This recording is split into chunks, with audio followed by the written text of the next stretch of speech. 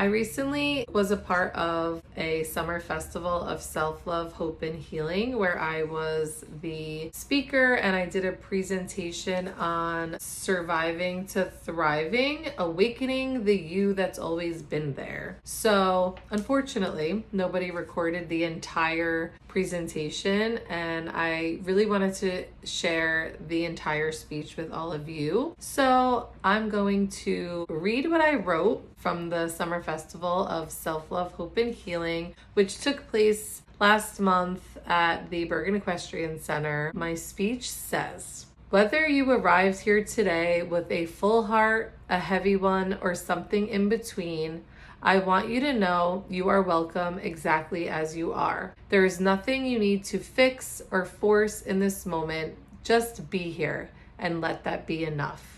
Before we begin, I want to invite you to pause with me. Let's take a moment to fully arrive, not just in this space, but in our own presence. If you feel comfortable, I want you to place your feet firmly on the ground. I want you to gently close your eyes and bring your awareness to your body. I want you to relax your shoulders, unlock your jaw, lower your tongue from the roof of your mouth, and just breathe.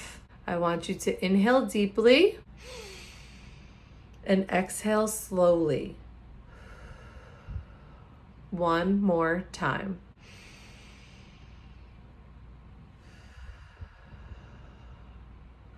Let yourself soften, even just a little. This moment is yours, a quiet breath in the noise of life. You're not here today by accident. You didn't come across this video by accident. You were drawn here by something deeper, a quiet inner knowing that says it's time. Time to release, time to rise, and it's time to remember.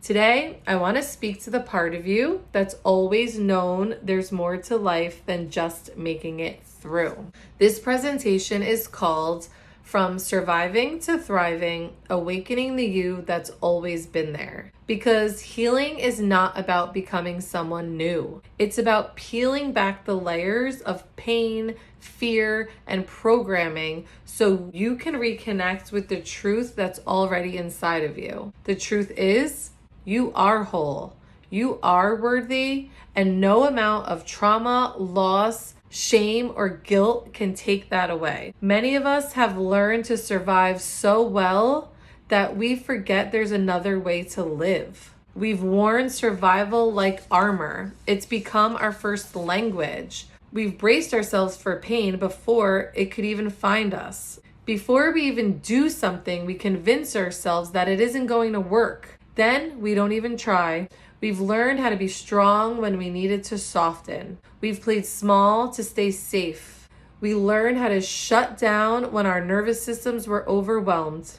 We've overfunctioned, we've over-apologized, we've overextended because that's what we had to do. Some of us became perfectionists, caretakers, or avoided our pain through constant busyness. These responses weren't wrong. They were brilliant. In therapy, we understand these as adaptive strategies, ways that our brains and bodies learn to protect us when life felt unsafe.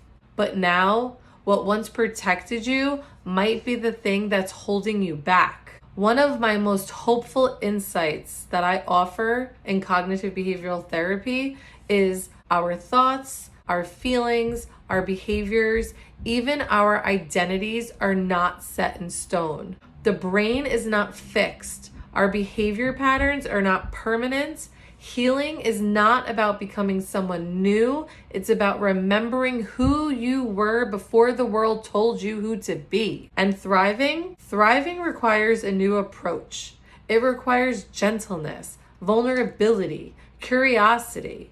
It invites you to ask, what would life feel like if I wasn't bracing for impact, but reaching for joy instead? So I invite you to ask, what are the stories you've been telling yourself that keep you stuck in survival? And what would it mean to live beyond them? Healing begins with awareness. It doesn't begin with changing everything all at once. It begins with simply noticing. CBT, which is cognitive behavioral therapy, teaches us the power of conscious awareness. It teaches us to observe our thoughts like a witness. What are you telling yourself on repeat? Whose voice is it? Yours or an old wound speaking through you? Are your thoughts grounded in truth or are they echoes of past trauma? This is where CBT and spirituality come together beautifully, because once you become aware of the thought, you also get to ask, who is the one noticing it? That observer, that still wise part of you, that's your higher self. That's the part that's always been whole. This awareness is sacred. When we become aware of the stories playing on loop in the background of our minds, we create space to question them. And with that space comes power. Here's a tool I often share. When you catch a limiting belief such as, nothing ever works out for me, life is hard, I'm overwhelmed, I can't do it, I want you to pause and ask yourself, is this true? Who taught me this? Who am I without this story? But see, healing, it's not just cognitive. It's not just in the mind. It's not just based on the stories you tell yourself. It's also embodied. Trauma doesn't just live in our memories. It lives in our muscles, in our breath, our immune systems. It shows up as tension in our shoulders and chronic fatigue, in the urge to numb or to isolate. But the good news, the body wants to heal. When you place your hand on your heart, when you move your hips to music, when you take a long intentional breath, you're reminding your nervous system, it's safe now. You can relax. You don't have to earn rest. You don't have to explain your boundaries, and you don't have to apologize for how you survived. You just have to keep choosing yourself moment by moment until the real you feels safe enough to emerge. Now, where are my control freaks out? Where are my people who have learned that if I control everything, then I know everything will go according to plan and I can feel safe? That's me. That's the healing work that I am doing. Because healing also involves learning to release control, especially the kind that comes from fear. Control is often a trauma response, our way of creating safety in a world that felt unpredictable. But it's also so exhausting. We are so tired. But what if letting go isn't giving up and it's actually choosing peace? CBT invites us to challenge our fear with truth. We learn to separate what we feel from what is fact. We build what I call thought flexibility, the ability to explore new perspectives that don't keep us stuck. Spiritually, this is where surrender comes from. We begin to trust that there's a bigger picture unfolding, that we don't have to micromanage our healing or prove our worth. We can live as if life is happening for us and not to us, and we learn to trust. So, I want you to ask yourself, what am I still trying to control out of fear? And who would I be if I trusted more deeply in myself, in others, and in life? So how do we get our power back? It's in the knowing that you are not your trauma. You are not your triggers, and you are not your mistakes. You are the soul that survived those things. You are the one who said there must be more than this and came here today seeking that more. Change starts small with the next thought and the next breath and the next choice. It's a series of small sacred choices. It's the decision to rest when you used to push. It's in the moment you say no without guilt. It's the first time you speak your truth without shrinking. I want to encourage you to speak to yourself like someone you love. Make joy a habit. Let self-compassion become your daily ritual.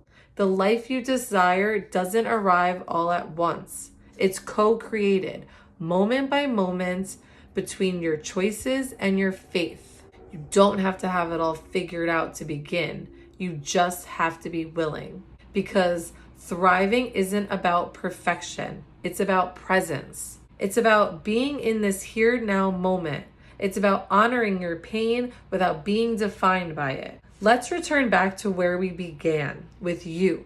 I want you to place your hand over your heart. I want you to close your eyes, and I want you to take another deep breath and repeat with me silently or out loud. I am safe. I am healing. I am whole. I release the past. I welcome the present. I walk forward in trust, and I am ready to thrive. Breathe that in. Let it land. Let it be true, not just in your mind, but in your body, your heart, your energy, your soul. Today is not just another day. It can be the day you remember who you really are. You are the light your younger self longed for. You are the healing your ancestors hoped for. You are the truth beneath the noise. You are not behind. You are not too late. You are becoming. And the world doesn't need a perfect version of you. It needs the real, radiant, authentic you. So go forward, not just inspired, but activated. Let this be the day your healing journey takes you to the next level. Let it be the day you stopped shrinking and started showing up for you, because you, just as you are already enough. Thank you for your courage. Thank you for your presence. And thank you for choosing to be here today. And I wish you nothing but love, peace, and freedom to be you.